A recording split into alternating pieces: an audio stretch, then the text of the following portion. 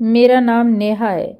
मेरी ज़िंदगी की सबसे बड़ी लड़ाई तब शुरू हुई जब मुझे खुद ही अपने पिया आर्यन की दूसरी शादी करवानी पड़ी। यह बोलने में जितना अजीब लगता है, हकीकत में उतना ही दर्दनाक था। बहू, तुम्हें बच्चा क्यों नहीं हो रहा? शादी को 4 साल हो चुके थे। घर की हर दीवार जैसे यही सवाल दोहराती थी। सास कहती, बहू डॉक्टर को दिखा लो। जिठानी कहती, हमारी तो पहले साल ही गोद भर गई थी। ननंद कहती, भाभी आप कोशिश ठीक से करती भी हो या नहीं? हर बात में ताना था और मेरी आंखों में बस पानी था। सबसे गहरा दर्द तब हुआ जब एक रात आर्यन ने धीमी आवाज में कहा, नेहा, घर वाले चाहते हैं और तू इतनी कोशिशों के बाद भी वह आगे नहीं बोल पाए। पर मैं समझ चुकी थी कि उनके दिल में क्या तूफान चल रहा है।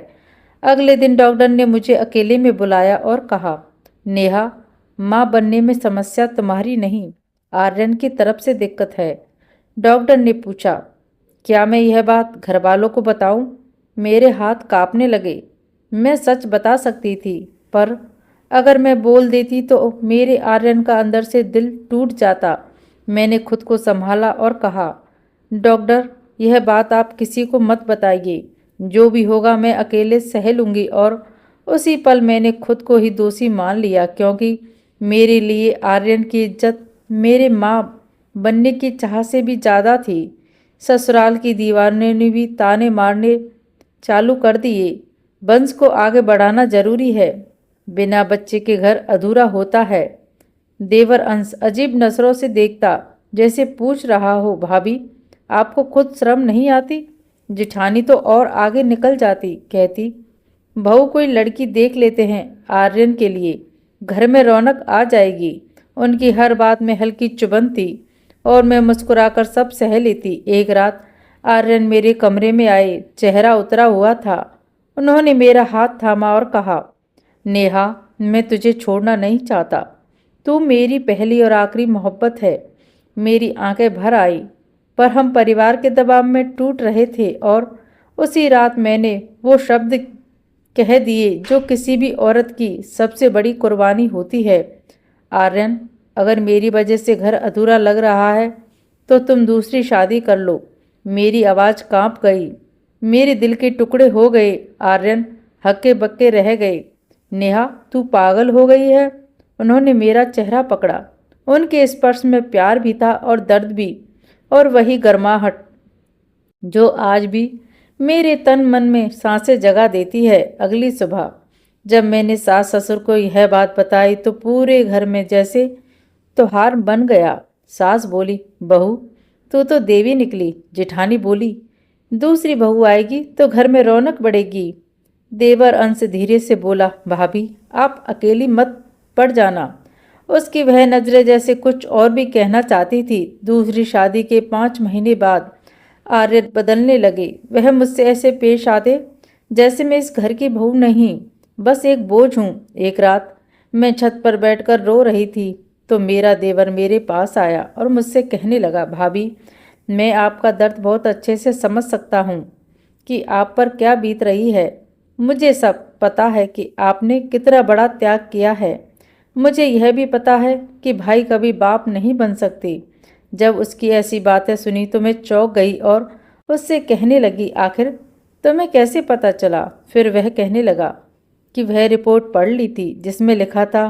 उसकी बात सुनकर मेरी आंखों में आंसू फूट पड़े और मैं जोर जोर से रो पड़ी।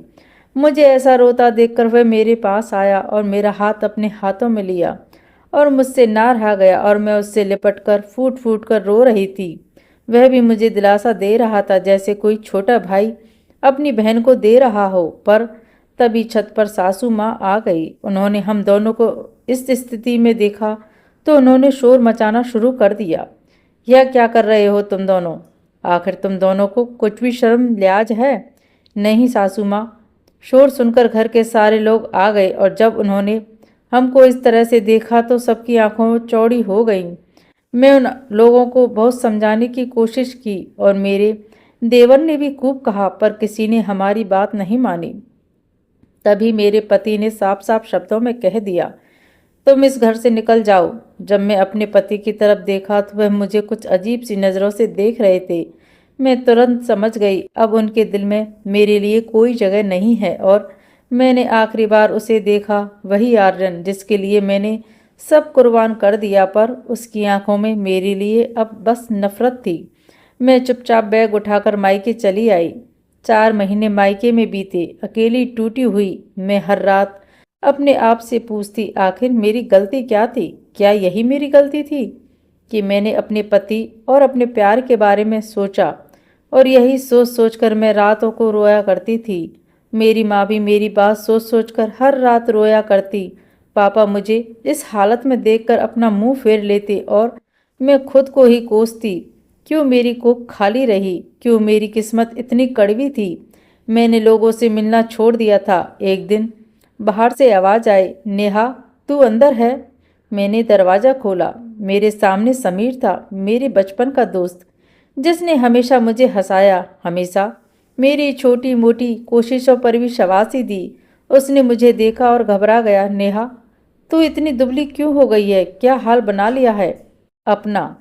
मेरे होठ मुस्कुराने की कोशिश में कांप गए। समीर अंदर आया और समझ गया कि वो मेरे पास आकर बैठा और बोला, नेहा तेरे साथ बहुत गलत हुआ है। कुछ देर चुप रहने के बाद उसने कहा, नेहा अगर मैं कहूँ कि मैं हमेशा से तुझे पसंद करता था तो मेरी सांसें थम गईं। मैं उसकी आंखों में देखती रही। वह आंखें सच्चाई से भरी थी, दर्द से भरी थी और प्यार से भी। समीर ने कहा, अगर तू चाहे तो मैं तेरी टूटी जिंदगी को जोड़ सकता हूँ, तुझे शादी करके एक नई जिंदगी दे सकता हूँ। जवाब अभी मत देना, पर समझ लेना तू अकेली नहीं है। समीर रोज आता, मेरे लिए खाना लाता, मेरी दवाइयाँ लाता और मेरे माँ बाप को हंसाता और मेरी हिम्मत वापस लाता। एक दिन उसने मेरा हाथ थाम लिया, पहली बार। नेहा तू टूटी हुई है, पर मेरे लिए आज भी तू वही है जिसे मैं बचपन से चाहता था। उस स्पर्श में मुस्कून था और मेरे टूटे हुए दिल में पहली बार हल्की सी मुस्कान आई। मैंने हाँ कर दी। हमारी साधारण शादी हुई, माँ बाप खुश थे और मेरी जिंदगी में एक नई रोशनी आई। समीर ने मुझे वो प्यार दिया जिसके बारे में मैंने कभी सोचा भी नहीं था। 2 महीने बाद मेरी गोद में मेरा बेटा था, मेरा अपना बच्चा जिसे समीर अपनी जान से भी ज़्यादा प्यार करता था। मेरी दुनिया फिर से खिल गई। मैंने जीना सीख लिया। उधर आर्यन की दुनिया ढह रही थी। दूसरी शादी के 6 महीने बाद डॉक्टर ने उसे बताया कि वह कभी पिता नहीं बन सकता। समस्या उसकी थी, मेरी नहीं। नेहा ने सुनते ही उसे छोड़ दिया। आर्यन अकेला पड़ गया और वह तब उसे एहसास हुआ कि मैंने कितनी बड़ी कुर्बानी दी थी। एक दिन वह मुझे ढूंढते ढूंढते समीर के घर आ गया। दरवाज़ा मैंने खोला। मेरी गोद में मेरा 2 महीने का बच्चा बैठा था, मेरी उंगली पकड़कर हंस रहा था। आर्यन का चेहरा सफ़ेद पड़ गया, उसकी आंखें भर आई। नेहा मुझे माफ़ कर दो, मैं तुम्हें वापस ले जाऊंगा, मैंने शांत होकर कहा। जिंदगी अब मेरी है और यह मेरा परिवार है। आर्यन की आखिरी उम्मीद भी टूट गई। वह रोते हुए चला गया और मैंने अपने बेटे को कसकर पकड़ लिया। पहली बार मैं सच में मुस्कुराई। दोस्तों, अगर आपको यह कहानी अच्छी लगी हो तो वीडियो को लाइक करें और हाँ, चैनल को सब्सक्राइब करना ना भूलें। धन्यवाद।